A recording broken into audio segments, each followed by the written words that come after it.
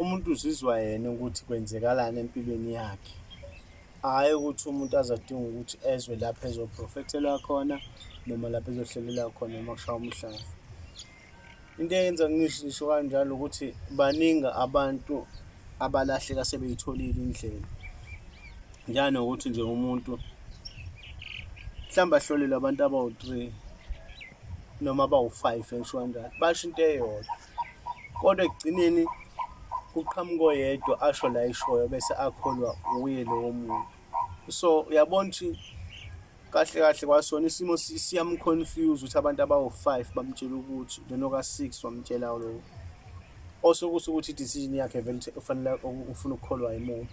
So ingako mina ukuthi kusukela kwasekuqaleni vele nje wenze lokho kufika owusizwa kona wenje umzimba wamdinga lokho noma idlozi lami lidinga lokho, ngoba hhayi ukuthi ungakwazi ukwazi wakholelwe amaphupho akho. Musa ukubona engathi ubuyoprofetha kuzoba kukhulu ukudlula amaphupho akho, wakholelwa. Iwona angaphezu kwayo yonke into ozoyithola, ngoba ivele le nto ozoyitshelwa abantu basuke bezokutshela into ezixhumene nezihlobene nalamaphupho onawo, kodwa bese kuba kuwena ukuthi uthatha isinqumo esinjani. Kunabantu abaningi abasuke beya kumuntu eyohlola azi vele ukuthi yena uphethwe yini, uphupha ini, uboniswa yini, kwenzekani. Afike laphana atshelwe ukuthi wena unabantu abadala kanje kanje kanje kodwa abagezekile kanje kanje, or unedlozi elinesikhwele elingafuni ukuthi ube nendoda noma ube nentombi, mhlambe kulona lelo dlozi kukhona nokungagezeki kulona, kuyenze ukuthi uma uyindoda lize lilale nawe lona lelo dlozi, ulale nowesifazane kanti mhlawumbe omunye kulelo dlozi.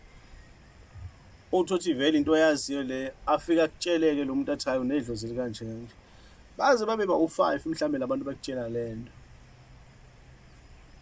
ebese kuvele kuqhamuka omunye nje athi hhayi wena awunalo idlozi, unesilwane, wena ukholo uyena.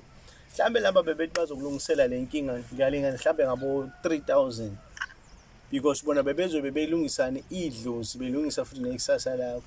Lo munye ezwe ngawe ukuthi okay, njengoba wena usuhambile waprofetha kwabanye bathi idlozi leli, naye akutshenitheni hhayi, avele yena akutshena ukuthi hhayi akulona idlozi lisilwane, unesilwane wena, asahambe soyilahla lena.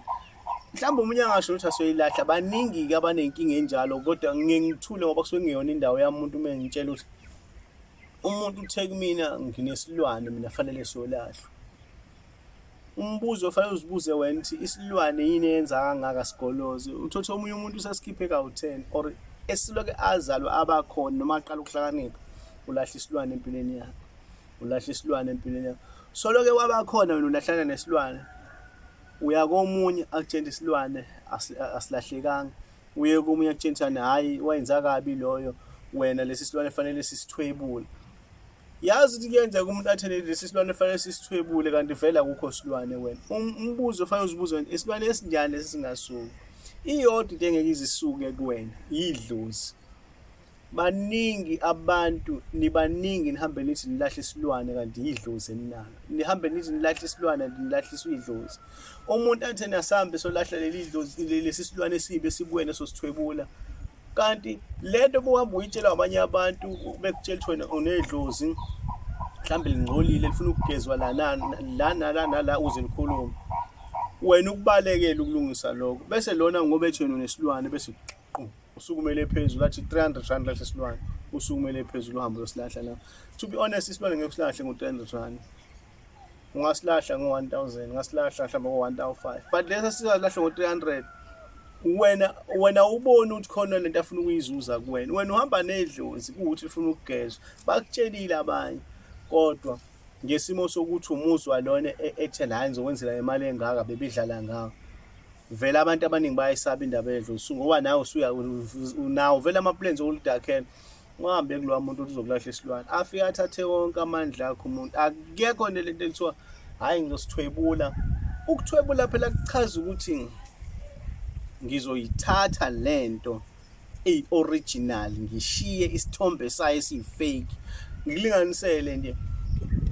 Uma umuntu methwetshuliwe kubo basala bemngcwaba betshetshe ushonile, kanti akekho vele isilwane, yena real wakhe uyaphila somewhere lapho ethwetshulwe khona, efihlwe khona.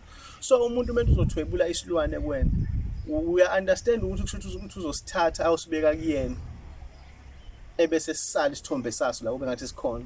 Uyayifundisisa kahle inkulumo yakhe methi ngizosithwebula, usuke ukhona emqondweni uyilalelisisa leyo nto ezokwenza izaba zokuthwebula kuwena. Uyayi-understanda lo nto ngathi umuntu ethwebula, awunako nokusaba ukuthi ngase kuthwebuleke nomqondo wakho, kungase kuthwebuleke wena yourself uphelele, uhambe uyosebenzela yena kodwa kusala isithombe sakho kubantu kube ngathi usaphila kanti kade wathwetshulwa. Bakhona abantu abaphilayo kade bathwetshulwa, ngimtshela. Khona omunye umuntu manje umbona wena ehlanye engathi uhlanye uphambene emqondweni akaphumeleli kodwa mhlawumbe esikoleni oyeva ehlaniphile. Kukhona abantu abaphila ngaye lowo muntu omunye, akubona wonke umuntu ohlanya, angisho ukuthi bonke abantu abahlanye bathwetshuliwe, but futhi akuwona wonke umuntu ohlanyayo ohlanya ngoba ukuthi bekufanele ahlanye. Omunye uhlanya ngoba ube nezinto ezikuyena ezi-right zathwetshulwa. Uma ngabe kuthwetshula umqondo wakhe ubuhlakaniphile kakhulu, wakhona into ecishe ifane naye wakhiwa somewhere, like uyakwazi ukuba khona wena la, kanti umuntu usekuthwebulile nomqondo wakho nokuhlakanipha kwakho na wonke ama-ideas akho, uyisilwane sakhe usebenzela yena. Kuwukuthi lolu hlanye nje balihlanya ngelizwe lusho ukuthi hawu yazi mina angihlanyi kahle kahle, ingqondo yami yathwetshulwe ubani. Kodwa umuntu uyathwebuleka asale ephila, ngoba umuntu uyakwazi ukuthwebula iy'nhlanhla zakho wena usale ungenalutho uhlupheke. Uyakwazi ukuthwebula uphile kusale ngathi ufile kuyini kanti uyaphila kuyena uyisebenzisakhe. Uyakwazi omunye ukuthwebula akushiye ube khona umzimba wakho lapho kodwa uthi akusekho lutho oluhlakaniphile kuwona selithathwa uyena, lusetshenziswa wuye. So ipasopele entathu umuntu uzosithwebula isilwane wena ngisikhiphe ngisilahle. Leli gama elithi thwebula lisho ukuthi leyo nto ngizoyithatha ngilithenga kumina wena ngikubambise eyifake engeyona kodwa leyo uqondile izobe ikumina, wena usokhohliseka kahle kahle. Manje methi umuntu hayi ngizosithwebula lesi silwane kuwena, ngeke athi practice lento zokuthwebula, uningi okungenzeka, kungenzeka uhlala usala uhlanye, kungenzeka usala ungenamqondo, kungenzeka lo muzi onawo, le moto ey'nawo, nalo mnotho uphiwe uNkulunkulu ozalwe nawo uhambele ubuyele ngakuyena ngoba uthe ngiyayithwebula into ekuwena, wena wakuvumela lokho. Baningi abakholelwa la ukuthi banesilwane. Ngiyazi inkulumo yami kwabanye ayilenzi iphuzu, kodwa phela-ke mina ngilo muntu okhuluma into emqondweni wakhe efike kuyena, kuthatha nomuntu ohlakaniphile ukuthi a-understand into eshiwo yimina. Yiloko nje ngima ngako ukuthi it takes a wise person to understand my words. Uma ungekho wise or smart, my words will be just words kuwena, but kwabanye abantu kuyayenza isense. Baningi abantu bakholelwa ukuthi nginesilwane hambe uyosilahle, ahlupheke kakhulu-ke meselahle sona, kanti angingobe lahle isilwane bekuyothwetshulwa amandla edlozi lakhe kuyena. And njengoba ngisho ukuthi umuntu kufanele enze into ayibone emaphushweni akholele kuwona, ngoba vele leyo kuhlola nisondlala ngesikhathi aniyikholelwa. Ngizosho kanjani niyayikholelwa uma ukwazi ukuthi uhlole komunye umuntu akutshele into, udlulele komunye akutshele futhi yona, so anikholwa. Uphinde udlulele kowesithathu akutshele yona, but mase ubona lo wesi-4 ekutshela into elula, athi hayi mntana mbadlala ngawe nje wena bethi unedlozi, fanele wenze osithunywa, fanele wenze abalozi, hayi yonke lezo zinto ziyabiza, awunadlozi wena. Mina into engizokwenzela yona wena uzokulahla isilwane 300 rand, uvume nangubona kulula, kanti naye ubonile ukuthi into elula ezokwenza ukuthi wena akuphuce lento yakho ukuthi akutshele ukuthi unesilwane, akuphikise ukuthi unedlozi. Ngeke ngayisho lento athene kwesinye isikhathi uyafika nedlozi kumuntu onedlozi angalithandi ngoba likhulu kunelakhe, ebese afuna ukulimosha alithathe, kanti noma ngalithatha omunye liyamsebenzela liphinde limdube futhi limlahle, omunye lingamsebenzeli inhlobo, kodwa yena ajabulela ukuthi wena ukuthathelile lona, wena uloko uthi ngiyolahla isilwane into yokuthwebula idlozi. Yabo, yabona kwakona uma ucabanga uhlela umuntu akuyenzi sense ukuthi for 15 years ulahla isilwane. Isilwane kulula kabi ukusilahla, ake sikhulume iqiniso, kulula kabi ulahla isilwane. Isilwane sinemithi esiyisabayo ukuthi sisondele kuyona, Even ingane ihlushwa izinto, uyazi okay mangibambe lowa muthi nalowa muthi ngayenza, iyathula ilale ingalokhu iphazamiswa imimoya emibi. So wena why kuthatha iminyaka emingaka ukuthi ukulahle isilwane, yangena la ulahle isilwane, yangena la ulahle isilwane. Bahlule ukukutshela nedlozi likhulu lifuna ukuthi ligeze lenziwe ukuthi okay abanye bakutshele kube inkanibe kuwena inkani ufune lozo ukutshela into elula. Nakumina bakhona basuki bafikile athi umuntu kuthiwa nginesilwane kwenze ngithi mina okay amaphupho akhathini ashatha nje kanje ngithi mina cha awunasilwane unedlozi ilona elidinga ukugezwa lenziwe kanje akusona isilwane. Baningi abantu abakholelwa banesilwane bengenasilwane abaye batshelwa ngamabomu ukuthi nesilwane awunadlozi khona uzophucwa lona leli dlozi. Ake ngibuze nje, ungatshelwa isangoma uma umthandazi athi wena unesilwane, inyanga noma umthandazi noma ubani osebenza uke wangena kuyena wathi yabona njengoba ungena lana nasi isilwane ohamba naso sisele lapha esangweni kwami. Uke kwenzeka yini lo wathi nasi isilwane ohamba naso sisele esangweni? Akukaze kwenzeke, wonke uvela afika kutshena athi njengoba la uhamba nesilwane. Umbuzo enginawo-ke mina njengoba uthi wonke umuntu afanele azibuzele njengoba ukuthi ngihamba nesilwane nginesilwane, sengingamagcekeni akho-ke manje egobela ubiyile la kwakho ngamanye amazwi njengenyanga njengesangoma njengomthandazi njengomuntu wazi ubethelile la kwakho. Pho kuza kanjani ukuthi mina ungitshela ukuthi ngihamba nesilwane ngibe ngile emagcekeni akho wena ubethelile? Singene kanjani nami lana ngoba bekufanele wena usikhombe uthi uyabona nje ubula naso lana uhamba naso sisabile ungena la ekhaya ngoba la ekhaya kubethelile. Awusikhombi ngaphandle uthi nasi yasisele esangweni uthi ngihamba naso, okusho ukuthi awuzukwazi kwa wena ukungisiza ngoba kuba bozokwazi ukungisiza ngabe usikhombi mina sizingila kwakho kufanele ngabe uthi wena sibanibani uhamba nesilwane kodwa nasi asisele lapha. Ebese ngiyangenzela into zakho nje njengoba sengila ngaphakathi kwakho singabe sisakwazi ukuthi mangiphuma sibuyele kimi lento yokuqiniseka ngazo ungifake zona. Kodwa ngoba sowuthe usikhomba kumina isilwane ukuthi ngihamba nesilwane, shuthi lesilwane sikwazi ukungena nami kwakho singene nami la ubethele khona and ngesigodlweni sakho njengoba sikhuluma. Into efanele uzibuze ukuthi njengoba esigodlweni sayo-ke inyanga noma ubani osiza abantu njengoba esigodlweni sakhe akutshela ukuthi unesilwane, singena kanjani esigodlweni sakhe ngoba akasho. Ayikhona eyodwa inyanga yakathi isilwane ohamba naso sikulinde lapha uthema ujika ungena la ekhaya sasala lapha. Akekho kasho njalo, wonke umuntu uthi uhamba naso. Usibuzeke wena uthi uma ngihamba naso size siyongena nami emthini yakhe la ihlala khona esigodlweni, okusho ukuthi angeke azangisize. Shuthi lesilwane engihamba naso lengalapheki ngoba siyazingenela emthini. Kuzosizana ukuthatha umuthi wakhe ngiyobethela ngawo kwami ngivimbe lesilwane lesikwazi ukungena nami kwakhe. Umbuzo loyo ngabe uzibuza wona. Since engekho kathi isilwane ohamba naso sisalile lapha esangweni ngoba siyasaba la ekhaya. Yibheke-ke lento ukuthi vele kwalento ohamba nayo ebizwa ngesilwane akusona isilwane. Isilwane into esuka kalula kabi. Angisho ukuthi like isuka kalula ukuthi phela sizohlanganisa impuphu ne-rice uchele ngayo. But isilwane nje akusiyo into engazi ukuthi uyikhiphe 15 years. Akusiyo into engazi ukuthi nje wena for 6 months every month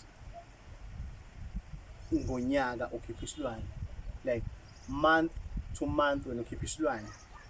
Uthi uyakomunye akulande olandela athi unesilwane, uthi uyakomunye anesilwane, uthi uyasho ngasikhipha athi asikhiphe hayi azasikhombe ngisho usungene kwakhe esigodlweni athi unesilwane. Isilwane esingena esigodlweni emthini la ihlangane khona yonke kusho ukuthi siyadelela phela, kusho ayikho inyanga eyosikhipha. Musana ungitshela-ke ngaso ngoba sikwazi ukungena ngisho emajalidineni. Kahle abantu banenkolelo baphilile ngokukhohliseka nokuzikhohlisa, kanti umuntu uhamba nedlozi kuthi wena awunadlozi isilwane. Mbuzeke ukuthi okay uthi akulona idlozi leli likumina abathi ngikumina nalo. Vele idlozi lami ngihamba nalo ngingena ngisho kuzo zonke izigodlo nalo ngihamba nalo. As long as leso sigodlo singangcolanga liyangena nami kuzona.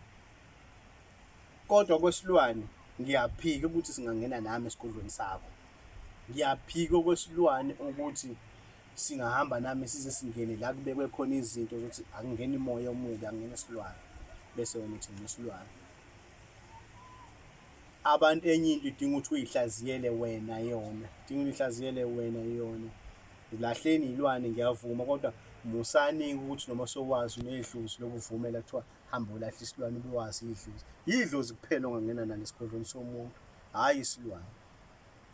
Inyanga uma ingikhomba ukuthi ngihamba nesilwane ngibe ngingaphakathi emagcekeni ayo nasesigodlweni sayo, kusho ukuthi ingitshela ukuthi umuntu o-weak iyona, ngoba kusho ukuthi yonke lento ebethelwe ngayo, ngoba ayikho phela inyanga engazibetheleli, ayikho inyanga ayikho inyanga engabethelile, ayikho inyanga engazibethelile yona, futhi asikho isigodlo senyanga esingenayo into yokuxosha isilwane.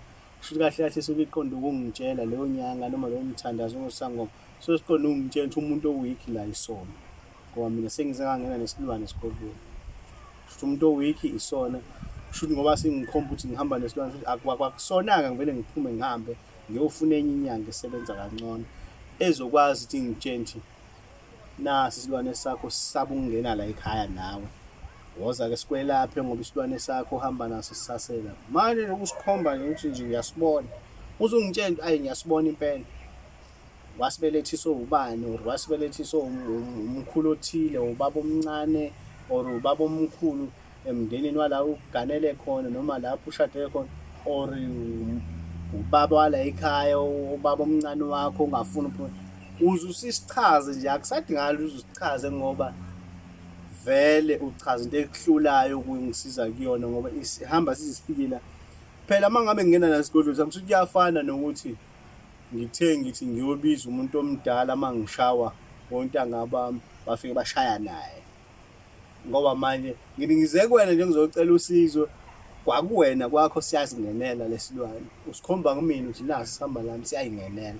Kusho ukuthi uziprove ukuthi uwikhi kwawena. Okusuke lapho umuntu obhekisisayo afanele abone ukuthi asikho kwayisona lesilwane esikhomba, ngoba lesi ngesingene nami la. Njengoba esichaza ngithi uyasibona kanje kanje kanje, usikhomba la kumina engabe usikhomba lapha ngaphandle nasi yasesabile ukungena. Okusho ukuthi into engekho kwayiyona lo muntu nje usukela idlozi lami ngibiza ngeyilwane.